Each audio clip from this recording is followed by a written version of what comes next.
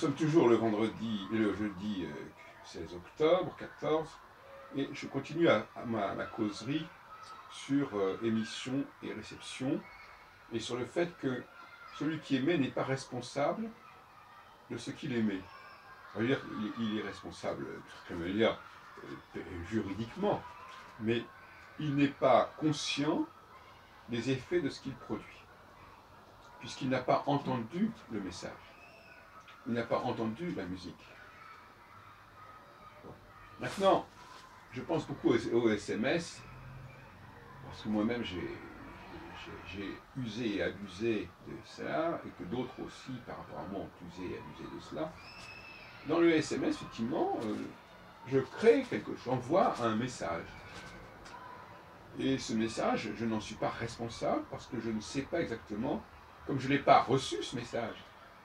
Celui qui transmet, il reçoit et il émet. Donc quelque part, il est responsable quelque part de ce qu'il fait. Mais celui qui émet et qui n'a pas reçu, puisque c'est lui qui l'a émis, et l'autre jour je prenais l'exemple du figuier, le figuier, il n'est pas responsable de ses figues. Et il n'a pas goûté les figues qu'on lui prend, qu'on cueille chez lui. C'est là un des paradoxes de la situation. Donc, j'envoie un SMS, ça peut être je sais pas, ça peut être une plaisanterie, ça peut être un jeu de mots, ça peut être un poème, ça peut être une réflexion que j'ai envie de faire passer comme ça. C'est du signifiant, quelque part, c'est du signifiant. Bien entendu, c'est du signifiant, mais c'est aussi peut-être du signifié parce que ça correspond aussi à un ressenti que j'ai eu par ailleurs, parce que j'ai reçu un autre message. Mais le message que j'exprime maintenant, que j'envoie, puisqu'on est dans l'envoi, eh bien, je ne sais pas ce qu'il va provoquer, puisque je ne l'ai même pas moi-même testé. C'est comme quelqu'un qui donnerait à manger un plat qu'il n'a même pas goûté, ce qui arrive d'ailleurs assez souvent. Il prépare quelque chose, oui, il fait du signifiant, mais il ne goûte pas. Donc il ne sait pas exactement comment ça va être reçu. Donc c'est celui qui va recevoir qui va le goûter à sa façon, et qui va peut-être même ajouter, je ne sais quoi, un peu de sel, un peu de moutarde, un peu de mayonnaise, n'importe quoi. Donc, nous vivons dans une société où la créativité est encouragée. Parce que avant, on avait des lettres, on envoyait des lettres. L'envoi des lettres était effectivement du signifiant. Même si c'était un signifiant, comme on l'a dit tout à l'heure, impulsé par quelque chose qu'on a reçu avant. Mais en tant que tel, c'est un signifiant. C'est du signifiant. Et l'autre, lui, il va y mettre du signifié, celui qui va recevoir. Et on peut arriver à des situations complètement incontrôlables, avec des signifiants qui sont envoyés, on répond par un autre signifiant, dont on ne sait pas non plus ce que ça va donner, et comme ça, il y a une espèce d'engrenage et d'escalade. Mais pour revenir à la question musicale,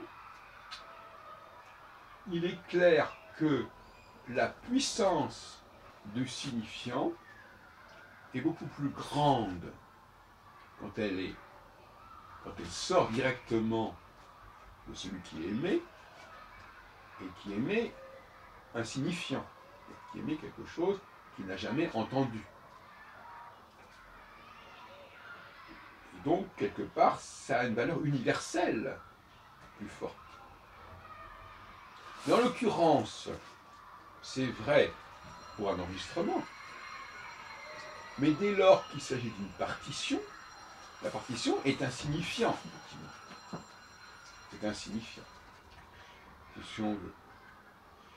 Bien que déjà, dans la partition, il y a déjà du signifié, parce que celui qui va réaliser la partition, quand c'est généralement le compositeur lui-même, il va déjà entendre sa propre musique et il va déjà la transcrire. Donc il est déjà en porte-à-faux, en décalage par rapport à l'élan initial, à l'impulsion initiale. Vous voyez ce que je veux dire? Donc il y a très évidemment une déperdition du signifiant, une déperdition de sens si on veut, mais je dirais plutôt un appauvrissement du sens, le sens étant universel à la limite. Donc on ne peut pas dire du sens au sens de qu'est-ce que ça signifie. Le signifiant ne signifie rien. Le signifiant est porteur de toute signification.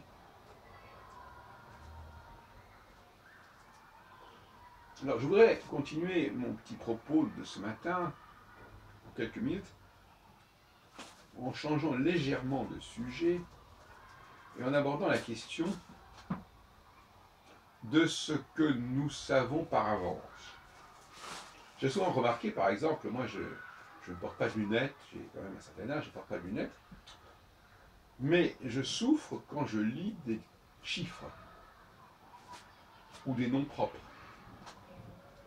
Parce qu'une série de chiffres, par exemple de téléphone, ou même une date, est imprévisible. Quasiment. Bien sûr, si je dis nous sommes aujourd'hui en 2014, évidemment, on sait qu'on est en 2014, à condition que je sache à quel moment on a écrit ce aujourd'hui. Donc, il m'est beaucoup plus facile de deviner un mot, un nom commun, que de deviner un nom propre, ou que de deviner une série de chiffres. À commencer par des téléphones. Alors ça, c'est quelque chose, il faut avoir une bien plus grande visibilité pour lire un téléphone que pour lire une phrase du genre le chat miaule. On ne peut pas deviner les chiffres d'un téléphone, c'est impossible. Et concernant un nom propre, il est bien difficile de deviner l'orthographe d'un nom propre, sinon, par exemple, quand quelqu'un s'appelle Dupont, moi, par mon nom à moi, je ne vois pas comment on pourrait deviner à l'avance, comme ça, comment il s'écrit, et donc comment il se lit. Parce que du coup, moi j'avais demandé, c'est pour ça que j'avais demandé un découvert de 500, parce que vous m'avez donc, en plus, parce qu'en fait, comme je vais je vais m'arrêter là, parce qu'il y a trop de bruit à l'extérieur. pour l'instant,